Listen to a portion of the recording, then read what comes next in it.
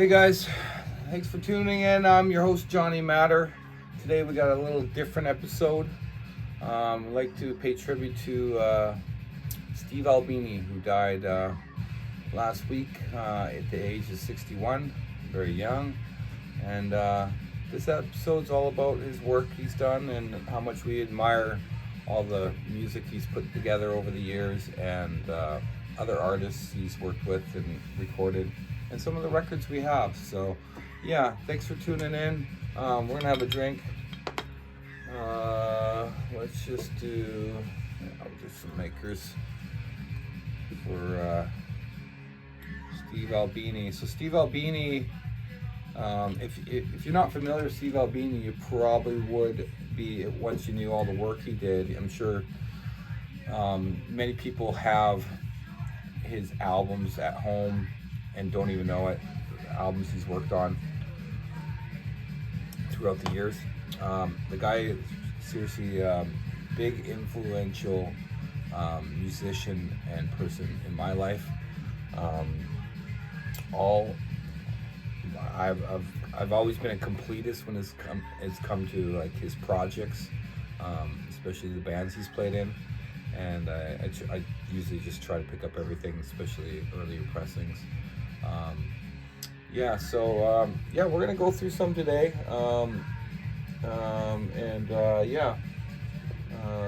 if you don't have any of these, I suggest get them. They're great records. Tonight we are listening to one of my favorite Big Black albums. This is Atomizer. It's I believe this is the first pressing. Pretty nice on Touch and Go. A lot of this stuff was early Touch and Go stuff. Anyways, that's what we're starting off with. There's a big hole in my record collection right now where I picked out a chunk of stuff. Just recently picked up this Big Black Live VHS off of a friend. It's recorded in 1988. It's the band Live. They're great. They used the drum machine. If you're not familiar, they didn't have a drummer, so they were different, right, for their time. Got a couple of these 7 inches, 45s here. This is Touch and Go. This is Heartbeat off Touch and Go. And then recently I actually just got this. This is a Big Black Touch and Go doing the Kraftwerk cover, The Model, on one side, and then He's a Whore. It kind of dressed up like Cheap Trick there, looks like. Those are pretty cool. We got this one. This is a Bulldozer. They later released this. I used to have Lungs. I don't have it anymore for some reason. But I gotta get Lungs. But they released this in Lungs on a Hammer Party years later, which I have coming up. I love their artwork too. Just really like pop art stuff. Just love it. I have a lot of a few Big Black albums in the store too. More reissues, because I've gotten originals and flipped them in the store. So if you're looking for any of these, and then I got this Headache. This is first pressing. This is an EP. Pretty awesome illustration there. These are all in Discogs alphabetical order. They're not chronological.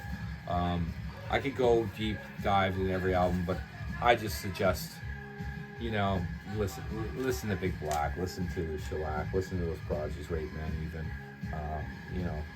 They're great, and I think they'll stand the test of time. This is Pig Pile, Big Black Pig Pile as well, off Touch and Go.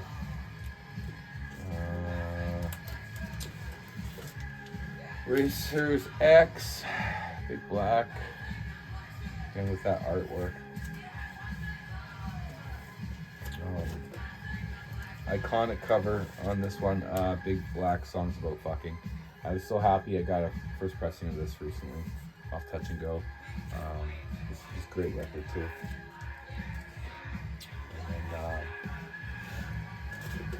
And then this is the Hammer Party I was telling you about. So it's got Lungs, that record Lungs on one side and Bulldozer on the other.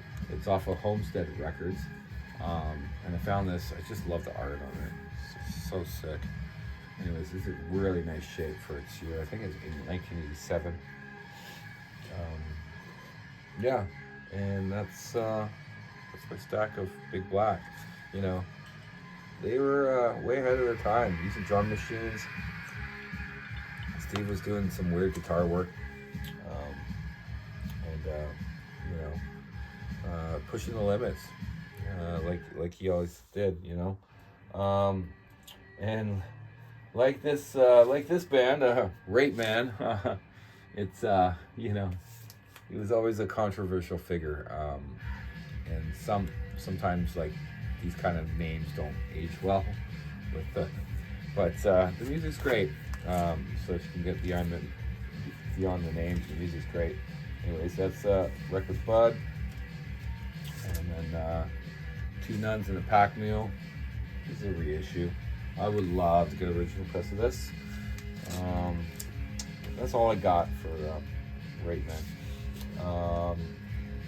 Into Shellac. Actually, sadly, Shellac's got a new album coming out a week before Steve died. I think they had tour dates booked and everything. It's devastating. Anyways, Shellac put out a bunch of stuff. Starting off tonight, I got this End of Radio. This is the Peel Sessions, July 1994. This is really cool, double record, really nice packaging. I think there's some posters and photographs in there. Shellac always went above and beyond with little inserts and stuff. If you don't know Shellac, this is a good place to start. 1000 Hertz. This is kind of a play on words. This is why I called this show 1000 Hertz, but spelled differently. It came from this album, this record. So, yeah. Anyways, amazing record. Don't know it. Check it out. This comes in this cool box, and kind of a box set thing. Trying not to crush it over the years. I think this is like glow in the dark. This little Shellac transistor here, because it feels like that, and it comes with just a random CD thrown in there. No labels or nothing. I think it's just a record on the CD. I've never listened to it. There's a little Shellac. You can write the notes and the song titles. Pretty cool. Yeah, this Big Black record we're listening to. It's like this song just spoke to me as a child, and I always wanted to cover it with one of my bands. The song's called Kerosene. But yeah, another great Shellac record. If you just want to dive into it, At Action Park is amazing, fantastic album. If you don't know Shellac and you want to test the waters, good place to start as well. On this nice cardboard sleeve. Yeah, Steve and Shellac always went above and beyond when it came to doing nice pressing records, and this is Dude Incredible on the cardboard sleeve as well. Comes up with some drawings there, and I think there's a CD in this as well. Yeah, there is. Just a random CD thrown in, which is great, you know. In the front is kind of like a picture glued on there. It's not like a print.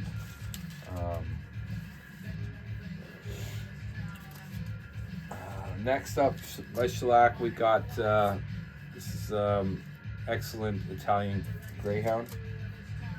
It's a pretty nice package as well. Just show you it. Comes in the slip mat with its art. Slips out like this. Aha.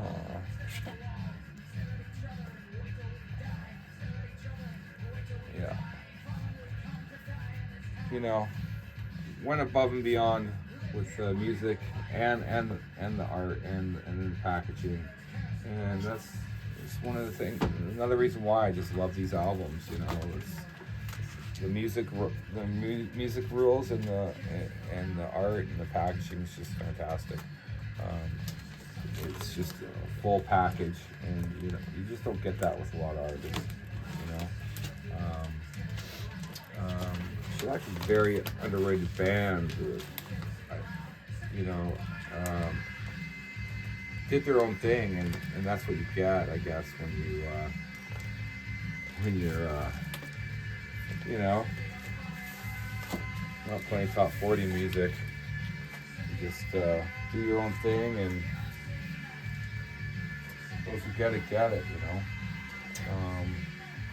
And that's about it for Shellac that I have in my collection. Now, next is a band. It's one of my all-time favorites, and if it wasn't for Steve, I don't think these albums would have came out as good.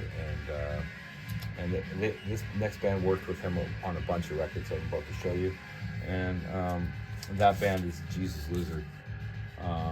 This Jesus Lizard Pure, and the earlier ones.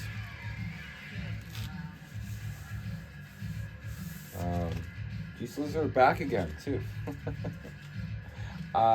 If you're watching Jesus Lizard, please come to Vancouver. They're playing festivals and then a couple one-off shows. I see Jesus Lizard Head he also did. He worked on, recorded. So he's recorded and engineered these albums. Jesus Lizard Down, the first pressing. Got it from a gentleman in collection. Very stoked to get that. And with that, Jesus Lizard Head, and the all famous Jesus Lizard Goat. If you don't know Jesus Lizard, good place to start.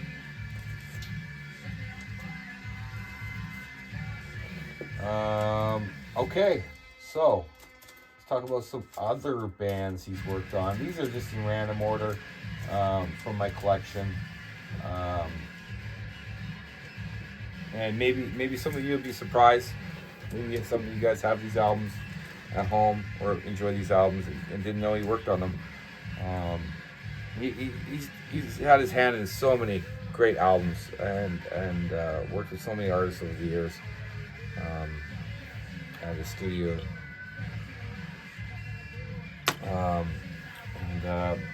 This is probably one of my all-time favorite albums by this band. This is Godspeed You Black Emperor. This is, how do you say it again? Quanku UXO. Quanku UXO. I don't know what language that is, but anyways, Godspeed's amazing. Instrumental band. Don't know them. They are Canadian. And they're awesome. If you ever get a chance to see them, do go see them. They have two drummers, multi-layered instrumental project with visuals, and it's quite amazing. Anyways, this record is awesome. I love it. Next up is an album Steve Albini's probably most known for doing, and that was Nirvana in Utero. This is an earlier pressing. Yeah. So this one, I think it was like the last album. Steve is such a humble guy. Like he could have got rich, like off this album alone, if he made the right moves or probably signed the right deal. But as an engineer and and recording bands. His quote was, what was it? I just pay me like you would pay a plumber. He didn't want any, royalties off of, streams online or on the radio. As far as he was concerned, he was there to do a job and capture the band as best he could. And once that job was done and it was out recorded and it was out of his hands, and he's on the next thing. And that's really admirable. I gotta say, a lot of people, especially nowadays, very greedy, and would definitely go for gold and just be like, give me the money, whatever. But he had a sense of pride in his work, and it wasn't about money. It was about doing the best job for the artists, and something he could stand behind at the end of the day. And as an artist myself, I admire that, because I've never made music to make millions or whatever. You know what I mean? It was always make music for the sake of making music, and listen to make money. And it's just admirable. Most people would go for the money, right? He was not about it. Next up, band I dear and love, Neurosis. He worked on a bunch of Neurosis albums from Times of Grace onward. This is just one I had in my collection. This is Eye of Every Storm off of Relapse Records. Probably, I think the first one he did with them was Times of Grace, and that album really changed my life as a human being when I was growing up. I played it so much, and it's an amazing record. I used to have it in my collection. I need to get another copy. I've been kind of holding out for an original press, but I sold it in hard times, and like you sometimes have to. And but that album is probably one of my all-time favorite Neurosis albums. So check that album out. This record's good too. They kind of slow things down on this one, but the production on it is amazing. I gotta flip that record. I'll be right back.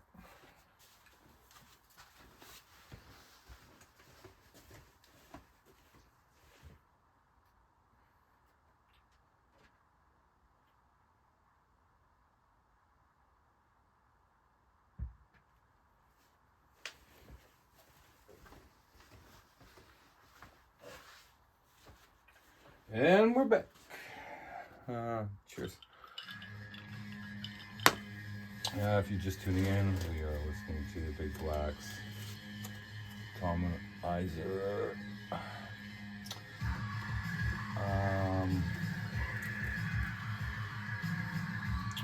What else? Okay, another Canadian band, Mets, who did this Strange Peace record.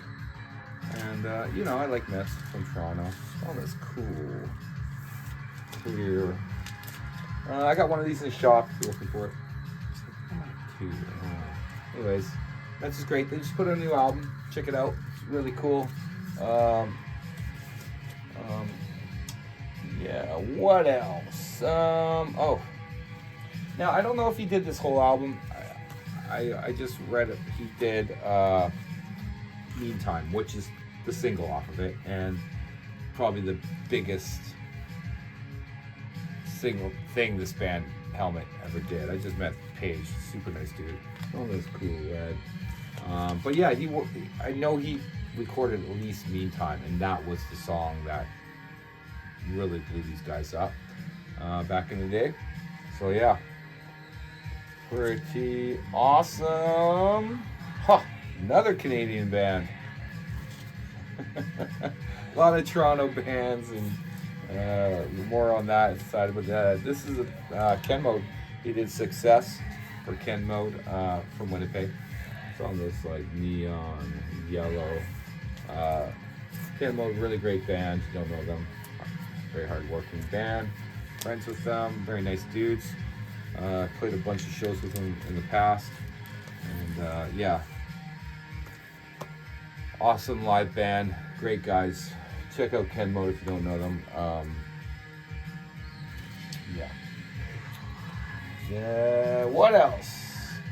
Well, we did Slint Tweets. Don't know that. He did that record, this record here. Yeah, I believe 1987. Slint's pretty cool. Don't know Slint. Check them out. And then last but not least, probably one of my all-time favorite 90s albums was this one he did with PJ Harvey, Rid of Me. This is the original press, I believe, on the Island Records. Classic record. Yeah, so many albums. That's just what I have in my collection. And I'm sure I probably missed a bunch. Took me a while to go through. And then I'm sure I got some in the store as well. And then I got doubles of some of the stuff. But yeah, total bummer. You know, it hit me pretty hard. I'm usually not starstruck by many people, but I felt a kinship with Steve Albini, and just knowing that I never got to see him perform live, unfortunately, with Shellac. And I was looking forward to it. They were playing and touring, and I was looking forward to seeing them. I'm getting that new album. I already talked to Ben at Neptune. He's got one for me. If you don't have it, you should get it. And I just feel bad for, people closest to him, like his bandmates and his family, and